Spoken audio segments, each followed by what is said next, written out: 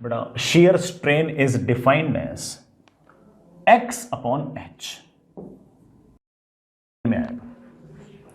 Of course बेटा strain unitless dimensionless quantity है, क्योंकि ऊपर जो डायमेंशन है वही नीचे, ये लेंथ तो ये भी लेंथ है। तो स्ट्रेन चाहे बड़ा आपकी वो टेंसाइल हो, कंप्रेसिव हो, लॉन्गिट्यूडनल हो, शियर हो, कोई सी भी हो, ये सारी की सारी जो होंगी इनके पास किसी प्रकार की कोई यूनिट नहीं होंगी, कोई डायमेंशन नहीं होंगी।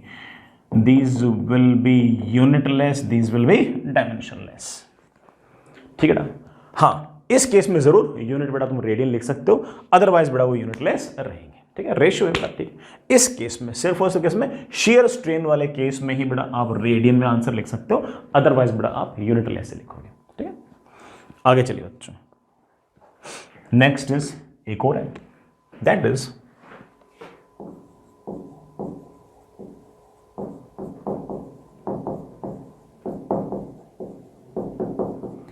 Volumetric strain. सुनना बेटा, मान लीजिए बेटा आपके पास कोई इस तरह से बॉडी है जिसका वॉल्यूम है V, और इस बॉडी पर हमने चारों तरफ से ना ऐसे प्रेशर लगाना स्टार्ट किया, यूं इधर से प्रेशर लगा रहे हैं, और प्रेशर लगाने के कारण इस बॉडी का जो ये कंप्रेस हो गई बॉडी, और कंप्रेस होकर इसका जो वॉल्यूम है, पहले V था, अब बड़ा मान लो वॉल्यूम हो गया V minus delta V minus delta V, volume घट गया बेटा ऑफ कोर्स। तो volumetric strain is simply defined as change in volume upon actual volume. बेटा कई बार minus delta V upon V भी लिख सकते हो, मतलब वॉल्यूम घट रहा है उसके लिए माइनस लिख दो, बाकी बेटा इतना कोई बहुत बड़ा फर्क नहीं पड़ता। Change in volume upon actual volume. कई बार बेटा अगर मान लो वॉल्यूमेट्रिक स्ट्रेन अगर नेगेटिव दे रखा है तो समझ जाना कि हाँ वॉल्यूम घटा है, इस कारण से नेगेटिव लगा रखा है। हालांकि वैसे इन जनरल नोटेशन बेटा ये है कि हम स्ट्रेन को ऐसे बिना माइनस के लिखते हैं, लेकिन माइनस में लिखा आ भी जाए ना तो ऐसे कोई उसका ऐसे लोड नहीं लेना। ठीक है, उसका कोई लोड नहीं। ठीक है बच्चों, ये हमारा बड़ा वॉल्यूमेट्रिक स्ट्रेन। जिस तरह के आपके 3 स्ट्रेन थे बेटा, वैसे ही हमारे पास 3 स्ट्रेस भी होंगे बेटा, 3 स्ट्रेस भी होंगे। कौन से होंगे सुनना बेटा। सबसे पहले बेटा हमारा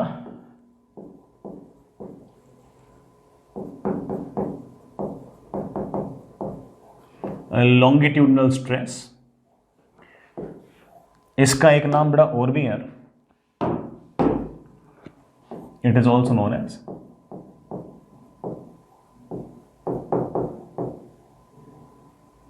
नॉर्मल स्ट्रेस। सुनना बेटा, आपके पास बेटा मान लीजिए कोई ब्लॉक है ऐसा, ये क्रॉस सेक्शनल एरिया है A बेटा, ये क्रॉस सेक्शनल एरिया है A।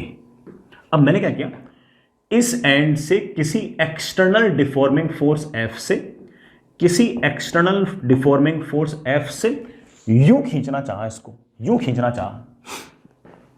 ठीक है, तो जैसे खींचना चाहा तो इसके अंदर बड़ा एक टेंशन क्रिएट हो जाएगी ऐसे,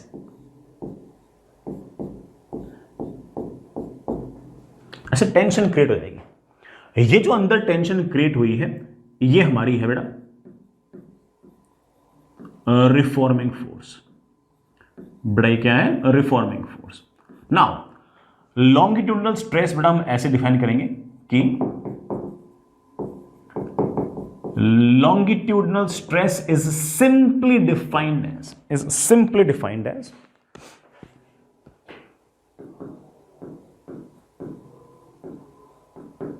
a reforming force upon cross sectional area। बड़ा ये एरिया अगर A है, upon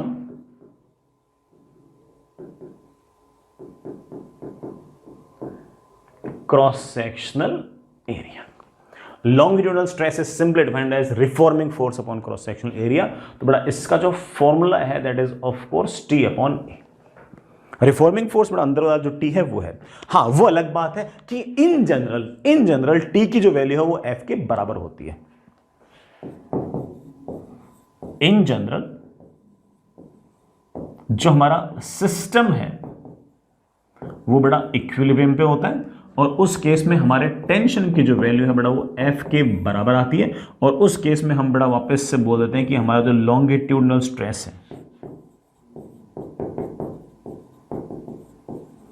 it will be that external force upon area. इसका ये अर्थ बिल्कुल मत निकाल लेना कि सर ने फॉर्मूला बताया है कि stress is deforming force upon cross sectional area. ना ना बेटा, मैंने फॉर्मूला बताया है reforming force upon cross sectional area. अक्सर रिफॉर्मिंग फोर्स जो है वो आपके एक्सटर्नल फोर्स या फिर डिफॉर्मिंग फोर्स के बराबर होता है, क्योंकि सिस्टम अक्सर आपका इक्विलिब्रियम में होता है। तो मैं बहुत क्लियरली बोल दूं कि मैंने आपको फॉर्मूला यही बताया है, आप लोग ये वाला याद रखते हो क्योंकि आपके 99% क्वेश्चन तो इसी से होते हैं, आपके ना मोस्टली सवाल इससे होते हैं, इसलिए आप याद रखते हो। मैं तो बड़ा ठीक है ये वाला बता रहा हूं, मैंने नहीं बताया वाला फॉर्मूला। हाँ, ये अक्सर होता है। अक्सर क्यों होता है? क्योंकि सिस्टम इक्विलिब्रियम पे होता है, तो हर जगह टेंशन मोर और लेस सेम सी होती है, तो वैसे केस कर लेते हैं। I hope it's okay. हालांकि हम तो सारे के सारे सिचुएशंस देखेंगे कब कब ऐसा होगा, कब सा नहीं होगा। ठीक है, this is longitudinal stress. Fair enough. इसमें अगेन बेटा दो आ सकते हैं, कौन से? टेंसाइल और कंप्रेसिव। फोर्स अंदर की तरफ तो कंप्रेसिव स्ट्रेस, बाहर की तरफ तो टेंसाइल स्ट्रेस। नाम के लिए बेटा बाकी सारी कहानी सेम ही है। आगे चलते हैं बेटा। Next is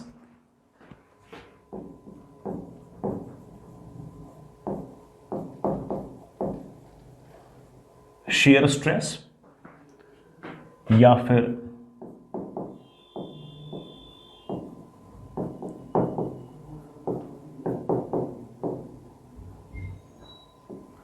tangential stress. Shear stress या बड़ा टेंजेंशियल स्ट्रेस।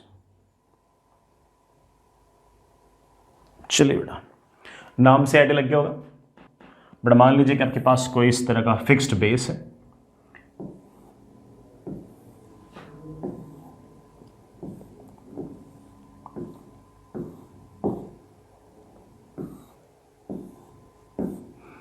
ये वाला ऊपर वाला क्रॉस सेक्शनल एरिया बड़ा मान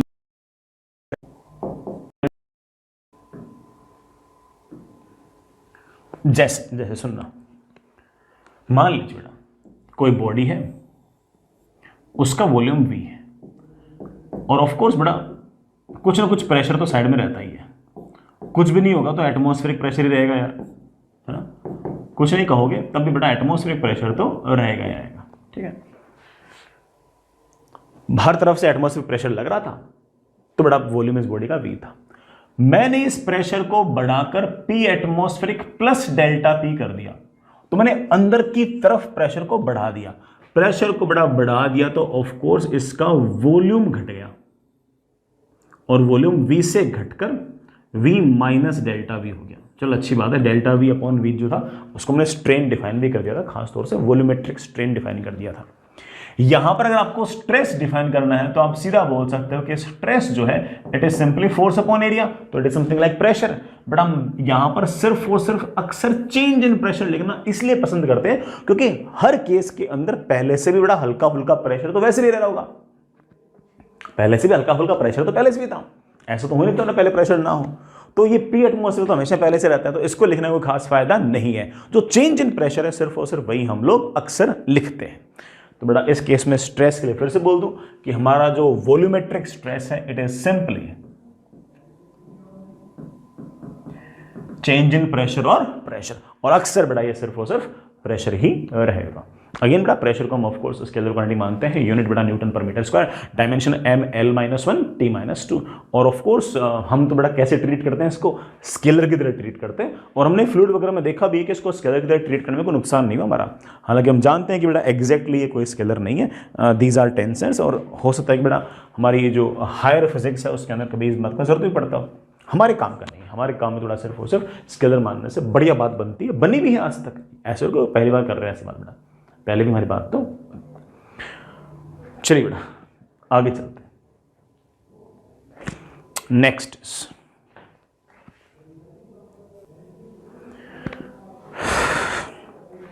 इनके बेटा 3 रेशो और देख लेते हैं, एक ही करके देखते हैं, है ना।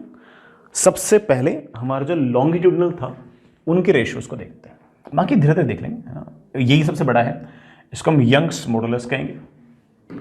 हेडिंग लिखिएगा।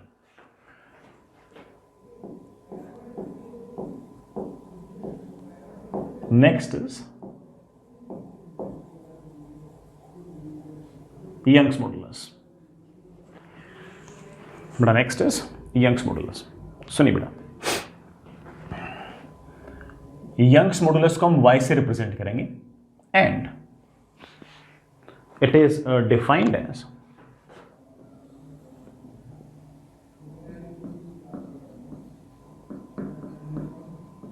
longitudinal stress upon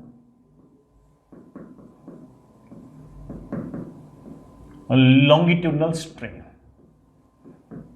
Longitudinal stress upon longitudinal strain is simply defined as Young's modulus. जैसे फॉर एग्जाम्पल बड़ा मान लीजिए कि आपके पास कोई इस तरह से ए क्रॉस सेक्शनल एरिया का रॉड है बेटा, इस तरह से क्रॉस सेक्शनल एरिया ए है, हमने बाहर की तरफ बेटा किसी न किसी फोर्स से खींचा, उस फोर्स को खींचने पर अंदर कोई ना कोई टेंशन डेवलप हुई, ये हमारी एक तरह से रिस्टोरिंग फोर्स है, let's say tension is T, इसकी लेंथ एल थी और ऐसा करने से लेंथ बढ़कर एल प्लस डेल्टा एल होगी।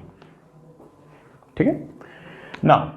Young's modulus is defined as stress.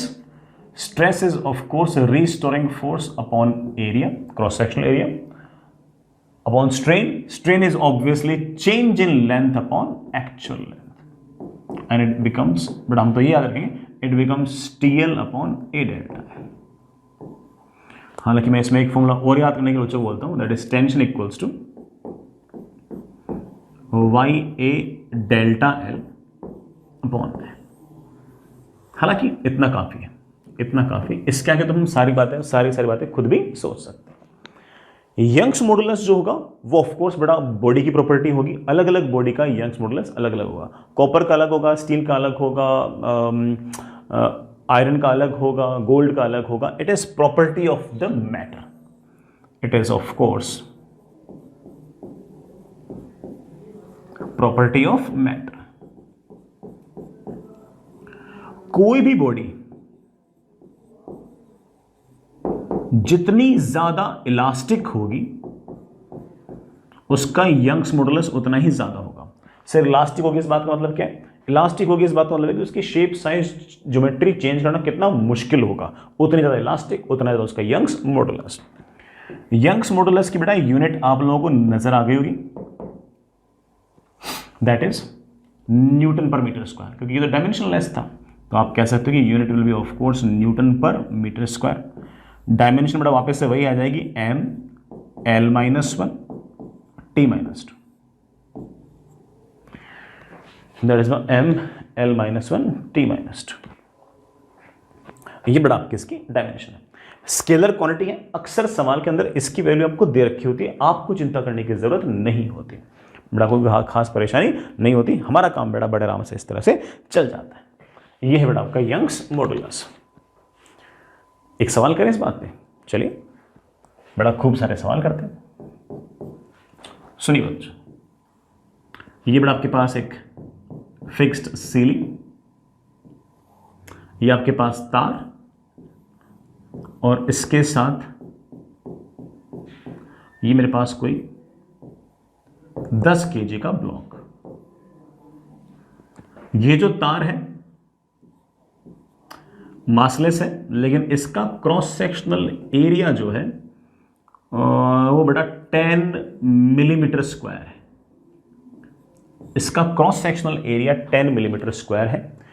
ये जिस भी मटेरियल का बना हुआ है उसका यंग्स मॉडुलस जो है वो 2 × 10⁻10 न्यूटन पर मीटर स्क्वायर है। ठीक, छोटे छोटे सवाल पूछ रहा हूं और बड़े सीक्वेंस में पूछ रहा हूं। पहला, find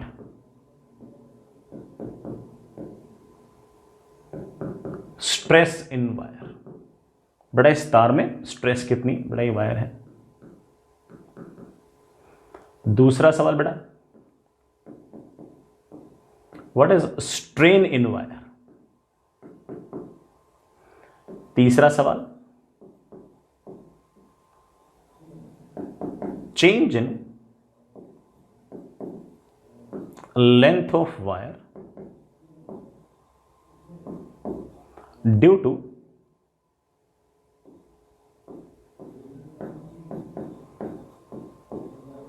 block of mass 10 kg if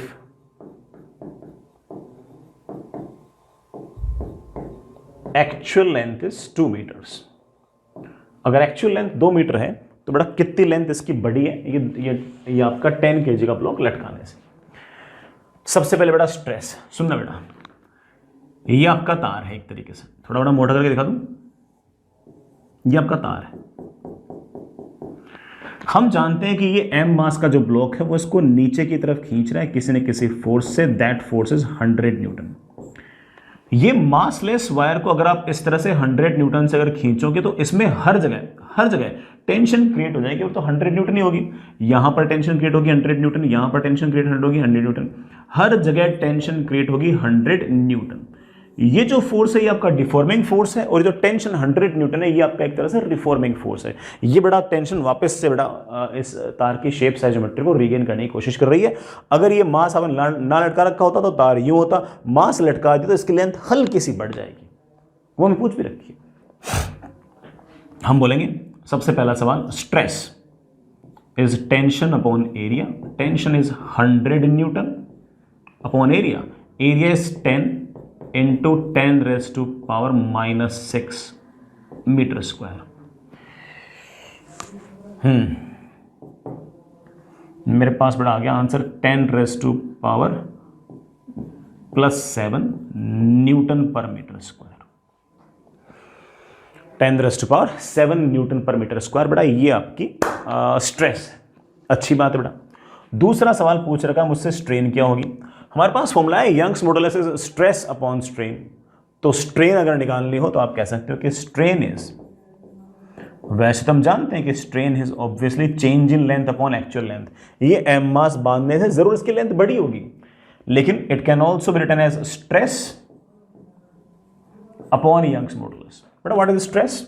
stress हमने निकाली थी 10 raise to power 7 newton per metre square upon Young's modulus. But what is Young's modulus?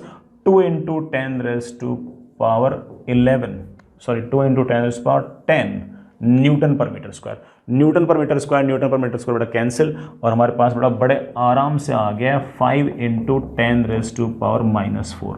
कोई यूनिट नहीं बेटा इसकी, कुछ नहीं।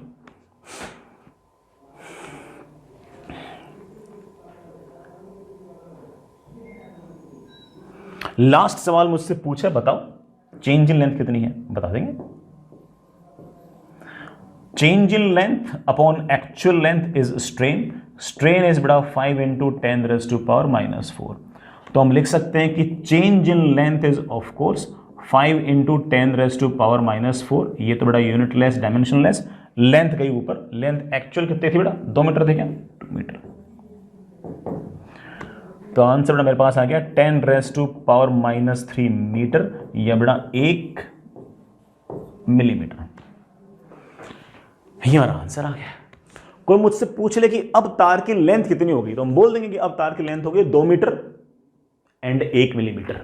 भाई पहले लेंथ 2 मीटर थी, अब 1 मिलीमीटर बेटा एम मास का ब्लॉक बांध दिया तो खींच के बेटा उसकी लेंथ हो गई। ये मास हटा दोगे वापस इसकी लेंथ 2 मीटर हो जाएगी।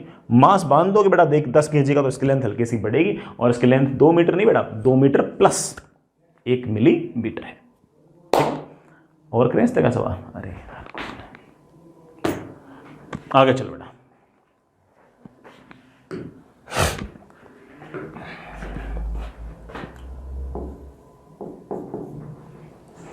हम इस तरह के सवाल बड़ा और भी कर सकते हैं, जैसे बड़ा मेरे पास ये एंड तो फिक्स्ड है,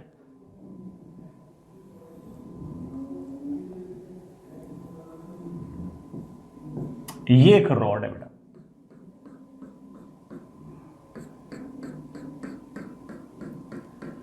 ठीक है ठीक है, ये एक रॉड है। इस रॉड की बड़ा लेंथ लेट से 3 मीटर है, ठीक है बच्चा, और इसको मैंने इस तरफ किसी एक्सटर्नल फोर्स से खींचा है, लेट्स से 200 न्यूटन से खींचा है।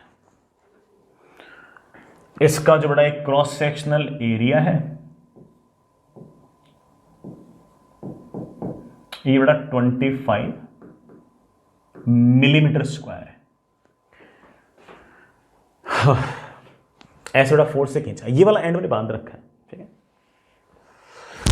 इस तार का यंग्स मॉडुलस जो है बड़ा मुझे गिवन है कि it is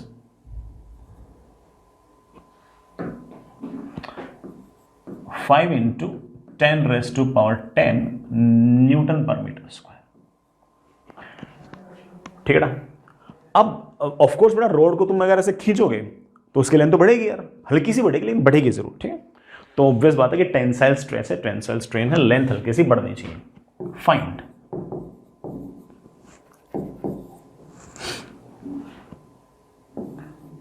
longitudinal stress, strain,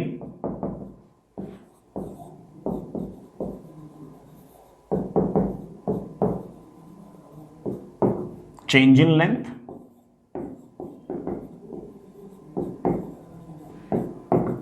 final length. चलो बेटा सबसे पहले स्ट्रेस सुनना बेटा, जैसे ही इस रॉड को आपने 200 न्यूटन से बाहर की तरफ खींचा तो ऐसा थोड़ी कि रोड भागने लग गई, रोड को तूने ऐसे बांध रखा है, रोड कहीं नहीं जाएगी। और अगर रोड कहीं नहीं जाएगी तो ऑफ कोर्स ये फिक्स्ड एंड भी इसे अपनी तरफ पुल करेगा, और जिस फोर्स से पुल करेगा that force will be 200 Newton, ठीक है।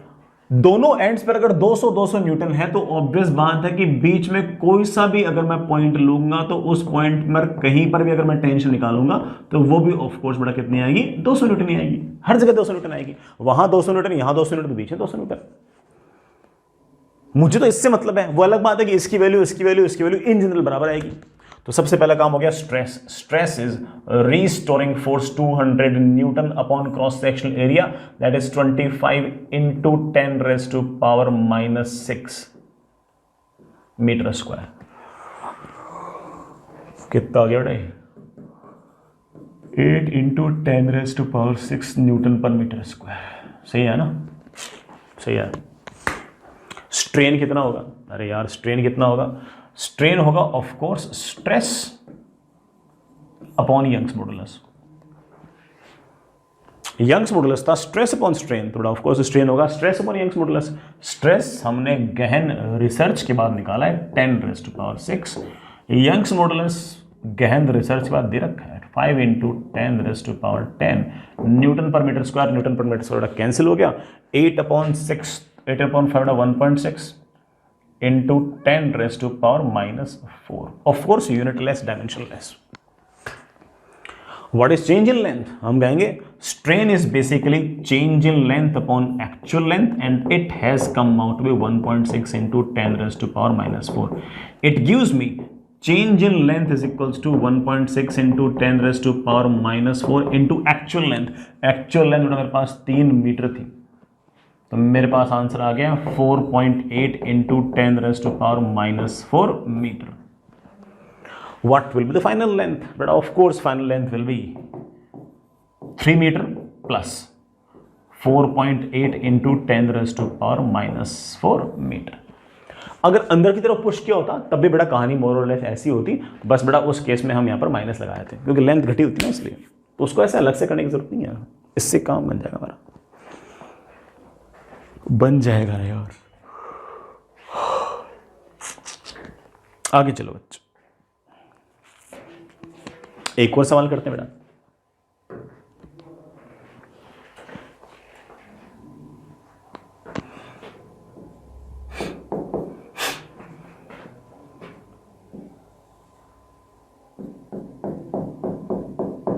ये फिक्स्ड सीलिंग, ये बड़ा स्मूथ पुल्ली, सिंपल बड़ा अपना एटवुड मशीन टाइप अरेंजमेंट है।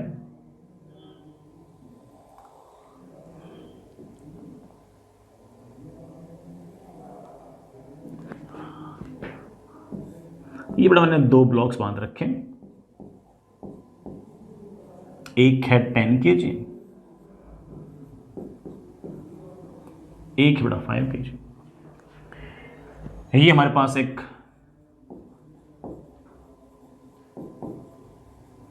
मासलेस स्ट्रिंग है, ठीक है बेटा। आइडियल कंडीशन से कोई बड़ा और स्मूथ पुल्ली, स्मूथ स्मूथ सब स्मूथ, ठीक है बेटा। इस मासलेस स्ट्रिंग के साथ एक चीज लिखी हुई है कि इट्स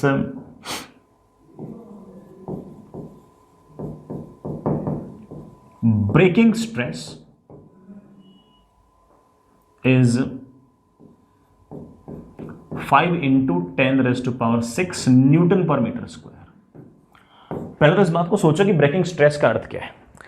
किसी तार का ब्रेकिंग स्ट्रेस दे रखा है, इस बात का अर्थ यह है कि बेटा इस तार के अंदर तू मैक्सिमम इतना स्ट्रेस रख सकता है, इससे ज्यादा स्ट्रेस अगर तूने तार पे किया तो तार टूट जाएगा। इससे ज्यादा स्ट्रेस ये तार जो है ये सहन नहीं कर पाएगा। ये this is the maximum stress it can bear, and stress of course depends on the tension as well as cross section area. Tension तुम निकाल लोगे, आती तुम लोगों को, आती ना, टेंशन तुम निकाल लोगे। क्रॉस सेक्शन एरिया ने आपसे पूछा है, बड़ा सवाल लिखिए, find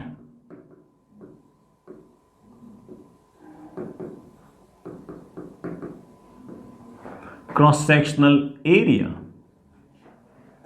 of string so that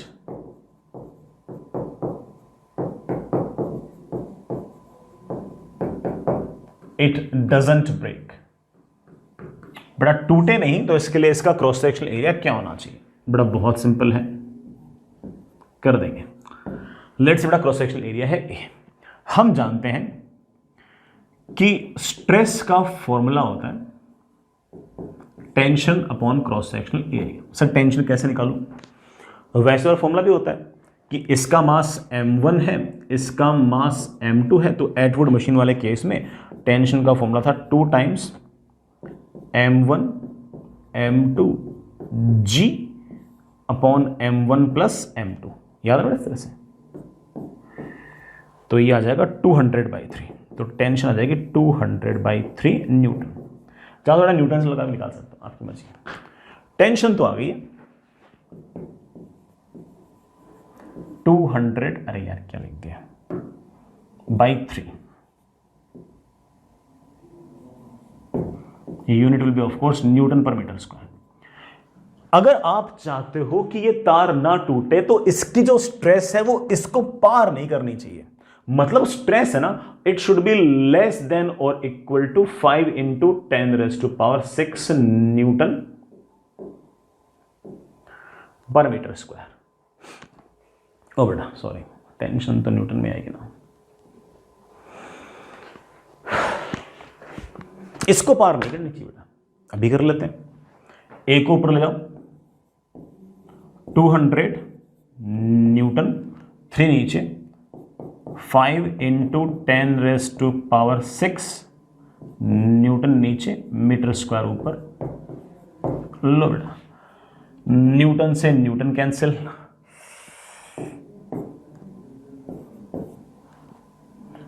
मेरे पास बड़ा आंसर आ गया। Area should be greater than और equal to 40/3 × 10⁻⁶ metre square.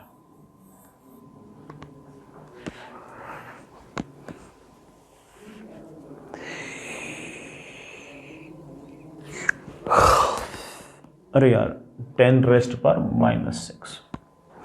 Area should be greater than और equal to 40/3 × 10⁻⁻⁶।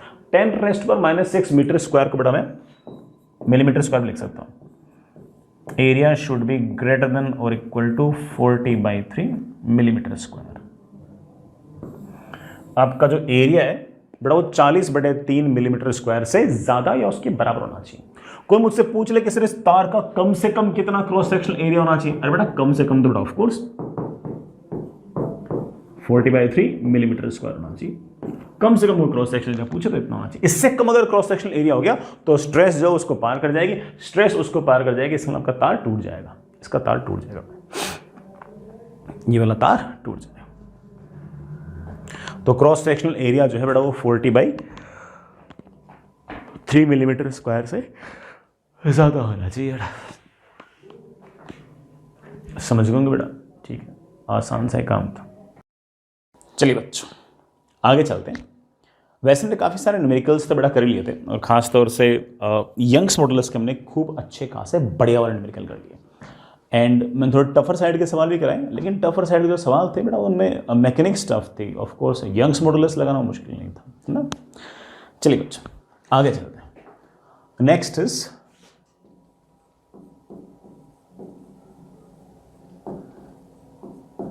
Stress strain curve.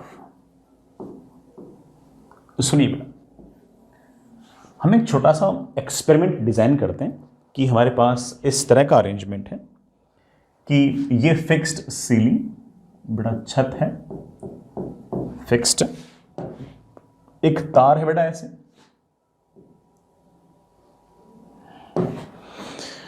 एक तार है बच्चे, है ना, ऐसे, ठीक है। और इस तार के साथ हम लोगों ने ना एक हुक लगा रखी है। इस तार के साथ बेटा हमने इस तरह से एक हुक लगा रखी है, और हुक के नीचे हम बेटा कुछ मासेस ऐड कर सकते हैं, ऐसे मासेस लगाकर। इसके साइड में, इस तार के साइड में बेटा एक स्केल भी लगा देते हैं। इसके साइड में एक स्केल है, पैरेलल में ऐसी स्केल है, ठीक है। स्केल बेटा ऑफ कोर्स ऐसे मार्किंग्स होंगी,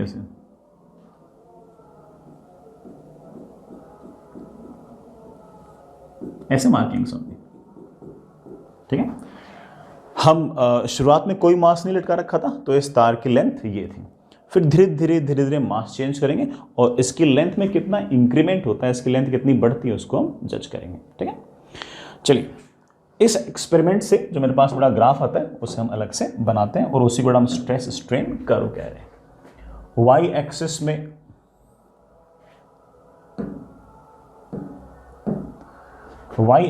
बेटा हम लोग स्ट्रेस, और एक्स एक्सिस में हम लोग स्ट्रेन।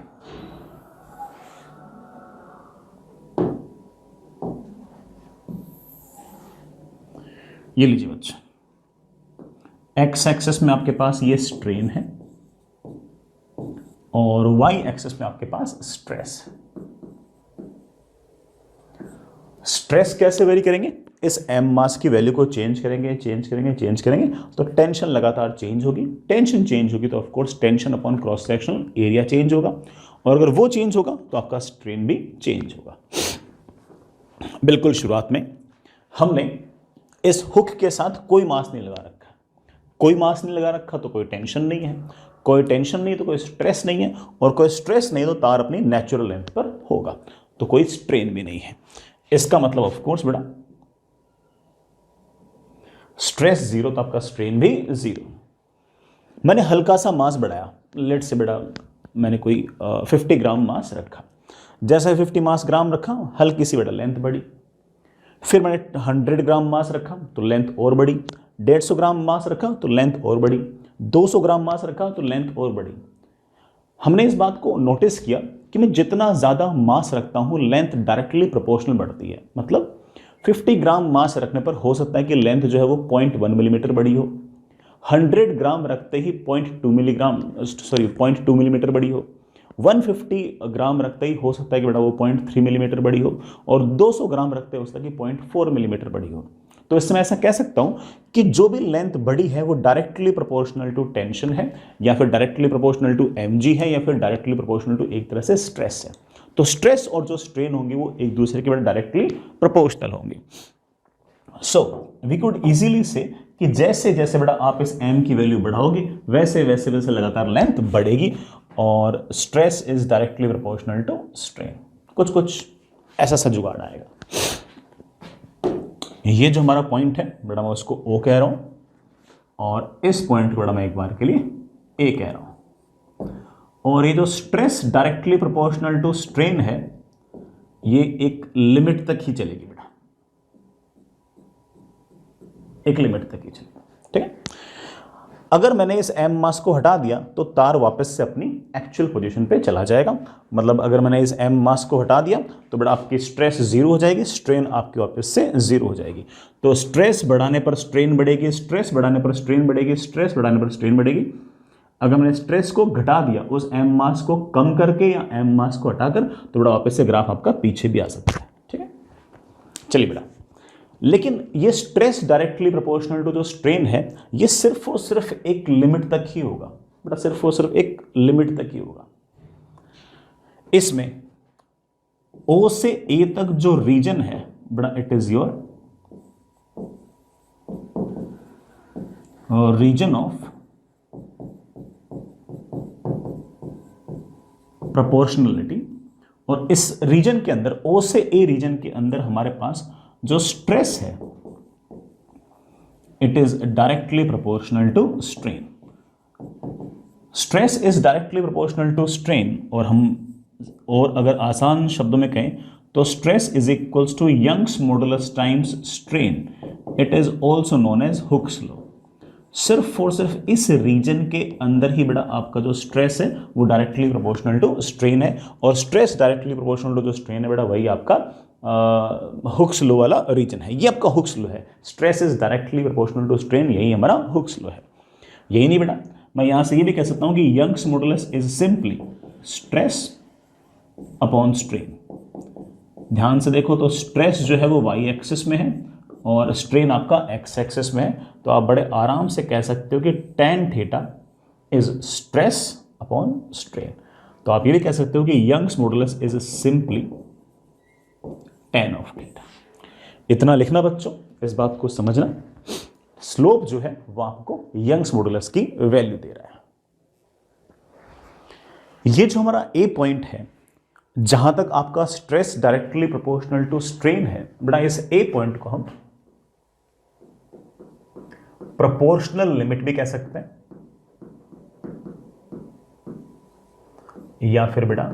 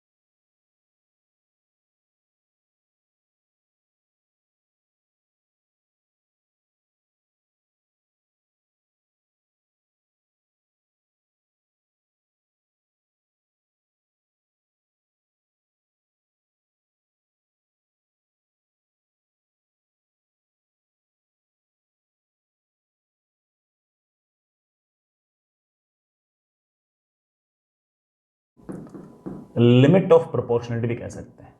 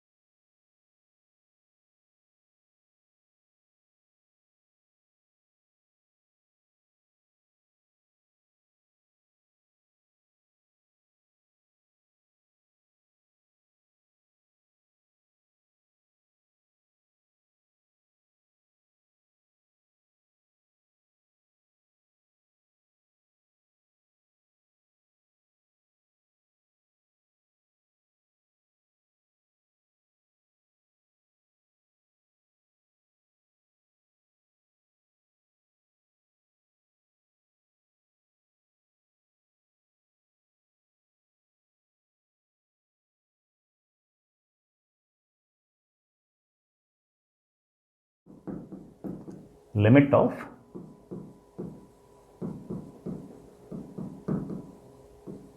प्रोपोर्शनलिटी भी कह सकते हैं। ठीक है बेटा, यहां तक ठीक है। तो O से लेकर A तक आपकी जो स्ट्रेस थी ये डायरेक्टली प्रोपोर्शनल टू स्ट्रेन थी। ठीक है, अब उसके बाद क्या हुआ कि आपने जैसे जैसे इस m मास को और बढ़ाया तो अगेन बेटा आपकी स्ट्रेन फिर से बढ़ रही थी। मतलब स्ट्रेस बढ़ाने पर, मतलब m बढ़ाने का मतलब क्या है, टेंशन बढ़ना, टेंशन बढ़ना मतलब स्ट्रेस बढ़ना,